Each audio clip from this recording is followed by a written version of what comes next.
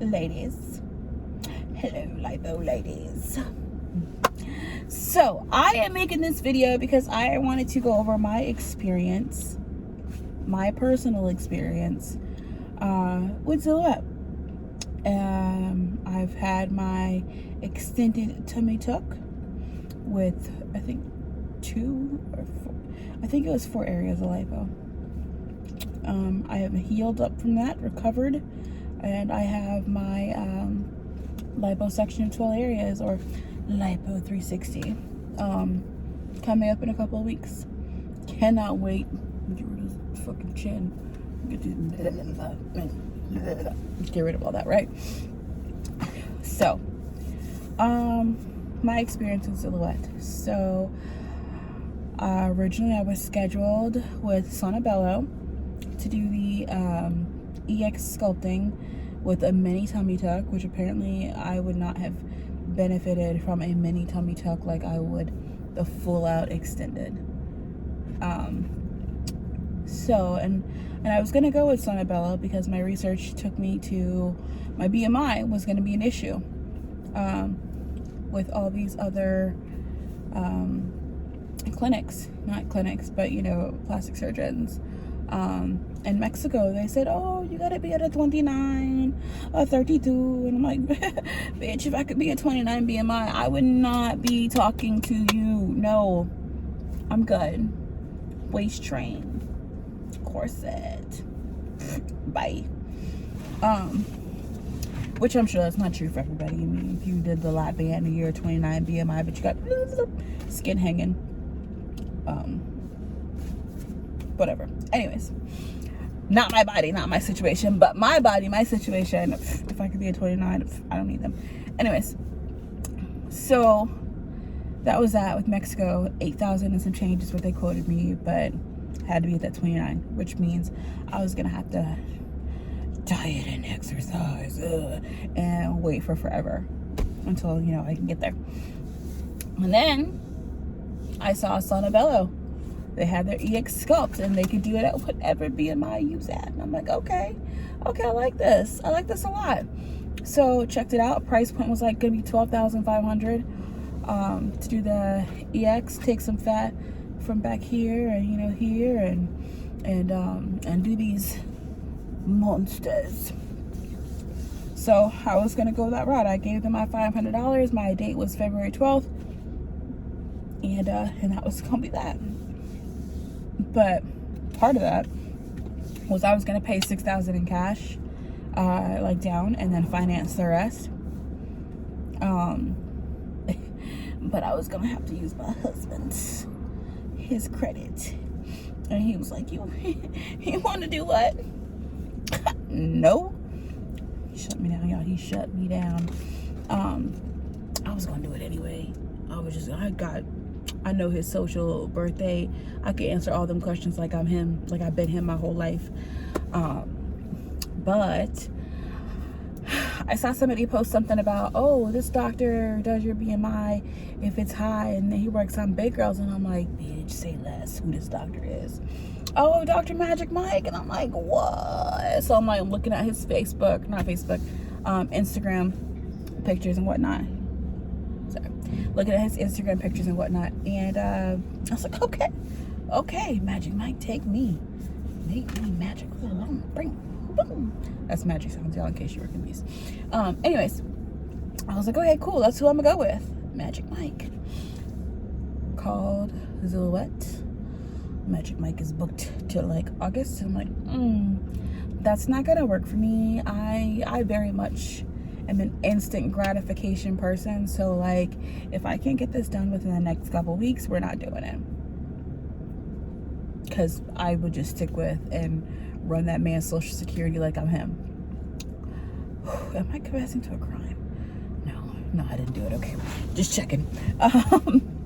Anyways, so yeah, I went ahead and called Xiluet, and they're like, yeah, Magic Mike, August, whatever, we can get you in with Dr. Karlinsky, and we could do that in February 4th.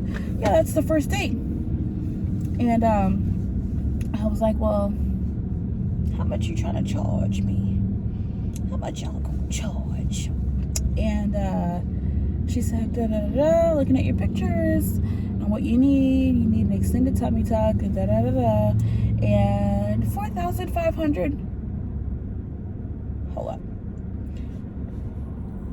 4,000. I'm gonna have leftover money? What? 4,500, she said. So I said, please, ma'am, could you please take my money now and sign me the fuck up right now? Now, I was not thinking surgical procedure in 2.5 weeks from that day that I made that appointment. Wasn't registering to me at all, but like, holy shit, I didn't realize that I needed to go get labs done. I needed to go get clearances. And so like, if I had the nerve to be irritated that I think within a week out, less than 6-7 days, they're like, oh hey, you have high blood pressure, we're gonna need your cardiac clearance from a cardiologist. And I was like, y'all want me to go through these hoops? And how many? I was ready because listen, I saw all these posts on the internet saying that, oh yeah, Xiluet, you can't get a hold of nobody, they don't contact you, they take your money, it's a chop shop, all this, and that their people are rude, da da da da. To me, I wonder how y'all are like asking questions. Like, I don't know if y'all are like being rude or being, you know, whatever, because you read all this stuff that everyone is rude there and all this. So like, to me, when I went in with an attitude at first, when she called with all that, you gotta get the car. Why y'all ain't telling me this beforehand? Because such. I should have realized I was booking a real live surgical procedure within 2.5 weeks and should not have been expecting someone to like, okay, cool, you booked today, let me go ahead and open your file. But that's not really realistic. Not when you're running a fucking huge ass clinic. And I mean huge in the terms of volume, not in the terms of fucking size. You're running a fucking huge clinic and you got to get shit lined up in a row, and you want to make sure you're fucking doing shit right. So you do have a certain way you do things. You don't just jump in every... It's on me. Anyway, I was like, well, y'all better discount this. Y'all better pay for... Jessica, you want the surgery, you better get shit together. That's eventually how I woosah'd and put my shit together. Got my life right. Anyways, so I had to get my cardiac clearance. And honestly, being rude to her really got me no fucking where. Got me nothing, except for she did. And I feel like if I were fucking nice, it would have been an option she came with the first time around right away. But she did offer, hey, we do have a cardiologist that can be here on the day when you come in for pre-op. Just, you know, be here at 9:30. Whoop-de-whoop. But I ended up getting with my cardiologist, and who became my cardiologist. I didn't have one before that. But probably should have. But getting my clearance and all that stuff. So yeah, got all that knocked out, taken care of. Called. I did feel like the pre-op instructions were vague as fuck. And in hindsight, I understand why it's so vague, but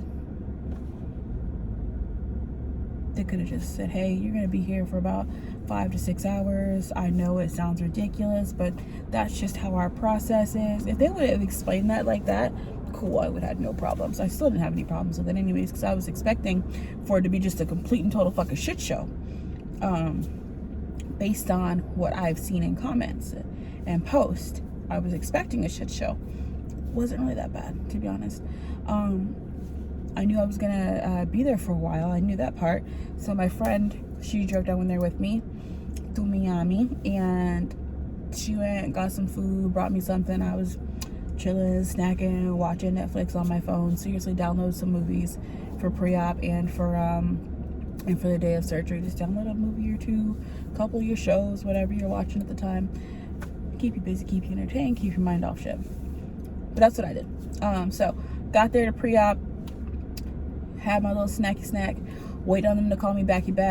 That took forever.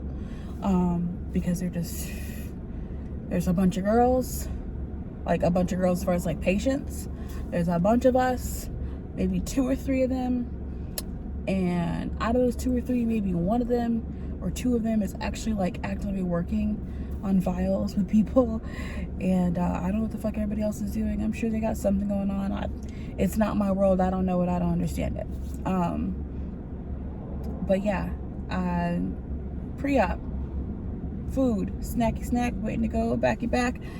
And eventually they called me and gave me this thick ass packet and said, hey, while you're here, go ahead and fill this out.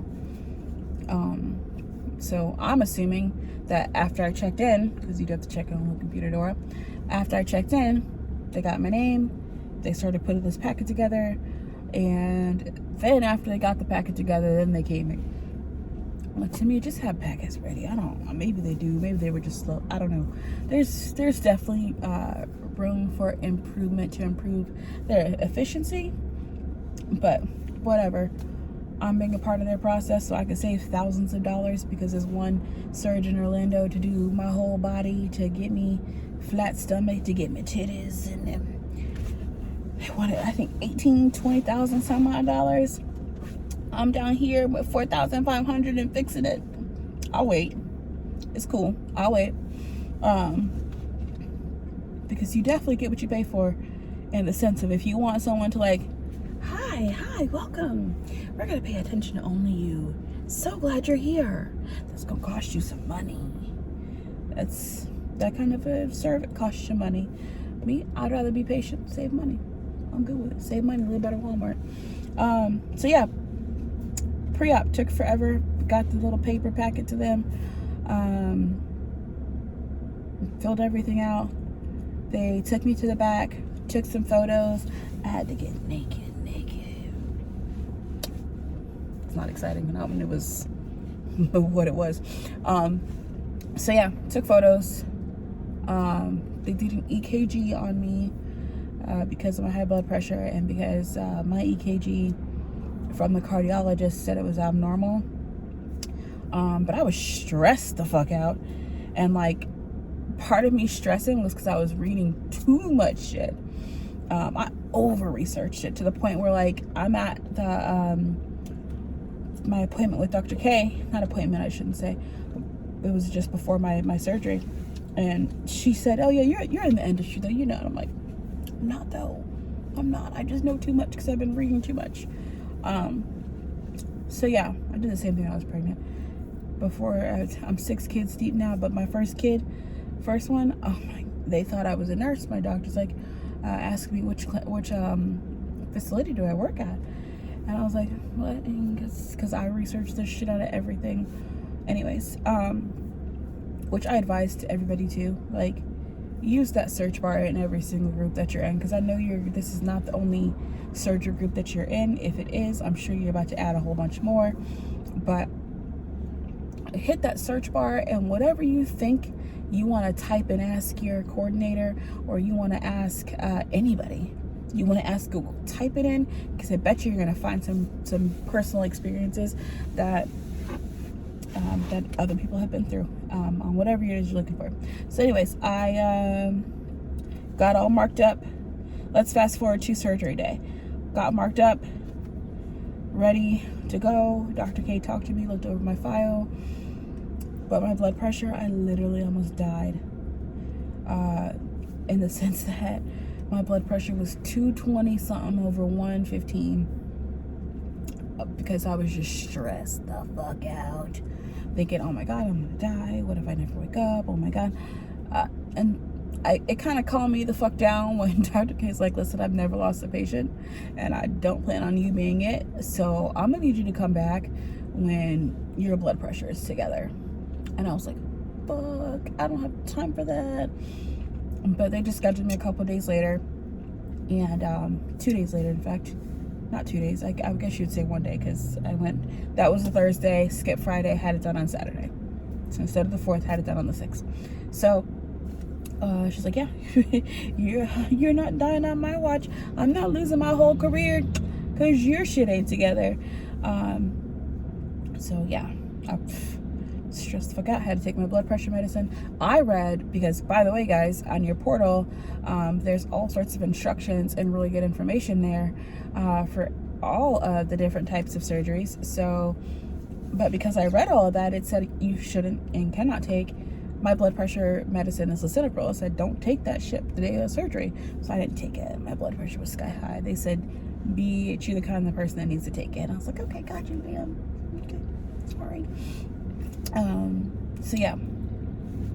And I have a little blood pressure machine with me just so I could check it in the car on the way there, which I also think was just raising my blood pressure because I'm fucking stressing about that shit. Anyways, read that information. Every procedure that you are going to have or could have with them, there's instructions, pre-op, post-op instructions. So like when people are asking questions like, hey, should I take vitamins? Probably the fuck not, because it says not to in the instructions. It's very like kind of limited to what vitamins you can take. I think like vitamin C wasn't a bad thing on, anyways, read it. Iron was the one that was okay. The reason they don't like nicotine is because it is an anticoagulant. Same thing with THC, anticoagulant. So if they need your blood to actually clot during this surgery where they're cutting open your body and fluids and blood run, it does not help your body with coagulating, which the blood needs to do in order to make sure you don't bleed out and die. So yeah, read that stuff because it's very important. And you can just know kind of firsthand from the doctor's mouth or doctor's assistants who he told to write those words, whatever. So yeah, actual day of surgery, when I went back down there, kind of had my shit together, I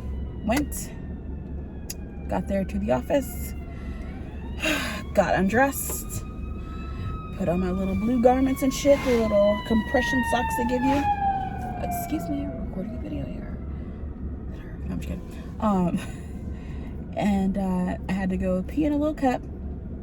And they're like, hey, you got some THC in here, Jessica. And I said, that's because this whole process has been stressing me the fuck out. And so a few weeks ago, I had some of them little gummies. I did try the gummies to see if it worked with like getting my blood pressure down. And then that's when I read that it does not fucking help your blood coagulate like it's supposed to, thicken up.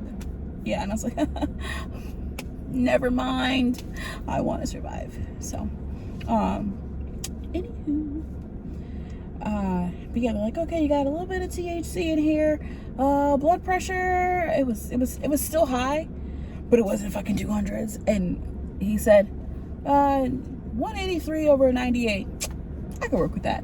And honestly, from what I've read, because again, I research fucking everything, so us with high blood pressure, an anesthesiologist can work with 180, as long as you're 180 over 99 is what like they like to stay within. Anything outside of those parameters, like, we don't want to have to control that, because while you're knocked the fuck out, they're regulating and keeping all your blood pressure and all that shit like controlled with drugs. Yeah, so it just makes it harder on them. So, but if it is elevated like that, they can still work with you. Mine was elevated still, just not as high, but I'm cold as fuck. And the little thing, they gave me a blanket as I'm sitting there waiting for it to be my turn. Dr. K comes in there, remarks me, and she's like, yeah, we're running behind as usual, so, but I'll be back. And so I think it was like maybe an hour and a half. I don't know, I knocked down a couple shows, whatever, show and a half-ish. Yeah, then it was my turn. He came in there. I asked him if he could put my IV, I think he was going to do it in my hand. I asked him to set it in my arm. Not that I'm going to fucking be awake to notice the difference, but I just don't like IVs in my hand. I'm not a fan, never have been. The first time I had a kid, that dumb bit, let me stop. She was learning. It was a teaching hospital, and she couldn't, I had perfectly wonderful veins. Wonderful. And she just couldn't get it. Whatever. Anyways. So He's like, yeah, sure. So you put it in there. This room is cold as all hell, y'all. So I'm shaking. I'm nervous and I'm shaking. It's cold. And he said, okay, go at your IV, pull a little thing off. And he's, I don't even know what the fuck he even said. To be honest, I don't remember. But all I knew was I was out. Done. And then next thing you know, I am being wheeled out. Now, I will say, y'all, it's a little bit, if anybody is watching, I don't appreciate y'all. Know I ain't had no damn drawers on. I felt like my coochie was just out, but I was too drunk to give a fuck. I don't appreciate that shit, though. Make sure people coochie covered up. Put some drawers on me. I know y'all done seen everything, but the whole of Miami does not need to see all of Miami. Thank you. Anyways. Because I did bring like a little, and maybe I'll accept responsibility to the fact that the garment that I brought to put on was too short, perhaps. But cover a bitch up, put a towel on me or something. I'm sure y'all could have spared a towel for me, and my $4,500 could have bought me a Dollar Tree towel. Boop. Just saying. Cover the hoo-ha. Thank you. But yeah, next thing I know, they're wheeling me out there. My friend is there picking me up. I don't know about her experience on that side of, picking me up. But I do know that I did ask them to call after Dr. K, she marked me up and gave me my prescription. And I said, can you call to make sure my friend has this prescription? Because I'm not trying to be without these pain meds if I feel like I'm in pain and dying. And like, I felt sore, I think. But I don't really remember like being like, ugh. Not like a C-section. Fuck a C-section. Fuck a C-section. I'm kind of glad I had it because that's how I was like, tie my shit up. Cut them shits off. No more babies. Because this last kid required an emergency C-section. But yeah. Pain-wise? No. I think I was just stressed about them drains because it looked like it was a situation. It looked like if I touched it, it was gonna feel like a situation, but it wasn't nearly as much of a situation as I mentally made it out to be. But yeah, that is my experience there. When I wanted to originally I wanted to get the whole bitch done all in one. That was my like, why can't we? But she said, no, that's not how we're gonna do it. We're gonna have to, because of your body size and type, we got to break this thing up in a couple of procedures. So I can't just, and I was like, okay, cool, I appreciate that. And then I found out later on, because I researched on the Facebook groups, I didn't ask my coordinator. I'm sure I could have and probably hadn't gotten an answer, but pretty much it's because in the state of Florida, you can only take out, during a tummy tuck, you can only take out 1 liter of fluid. So, and I believe Nectalise explained this similarly, but not as in detail. Just said, hey, we can't, I think she said we can't take out as much, and but didn't tell me like, we can take out 1 liter of fluid during this procedure, and during the other we can take out 4 liters of fluid. She just said we can't take out as much as whatever. It's in the text somewhere. But yeah, because state of Florida, tummy tuck, you can only take out 1 liter of fluid. So she said, whatever, it's more advantageous for you to come back and then do it. Because they could have just, sucked just a little bit out from each one of these little areas, but I still wouldn't have felt like, I would have came out and been like, what do I spend my money on? Dumb. So, anyways, going back in a few weeks from here, Dr. K said between 4 to 6 months between surgeries. Of course, my over-eager fucking beaver, let's do this shit now, is like, 4 months! Ah! So, I booked, like, literally at that 4-month date, for this lipo 360 or 12 areas of liposuction, is what I am signed up for. So, yeah, and again, my coordination with my coordinator conversation, she's been there every single time, except for I had to wait 3 days because she was on vacation. But even still, I'm a very patient person, so I wasn't like, it's been 3 hours, what the fuck? It's been 3 hours, what the fuck? It's been 2 days. What if she got fired or something, bro? Like, I'm not gonna let that shit stress me the fuck out. I already have my high blood pressure. Minimum stresses. It's not something that was gonna kill me. So I was actually gonna follow up with her anyways, and she ended up responding.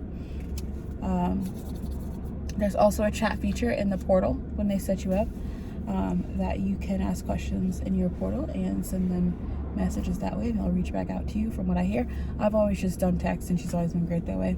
I think I've called every now and again, and I feel like calling, I hate calling, because if I get the voicemail thing or leave a message, I'm not gonna leave a fucking message. I would rather just text. I'd rather text and wait to get my response. So yeah, that is my Xiluet experience. Honestly, nothing like what I read about, and I really feel like part of that is just, if you bring that energy, you bring that kind of energy into the conversation, that's what you're going to get out of the conversation.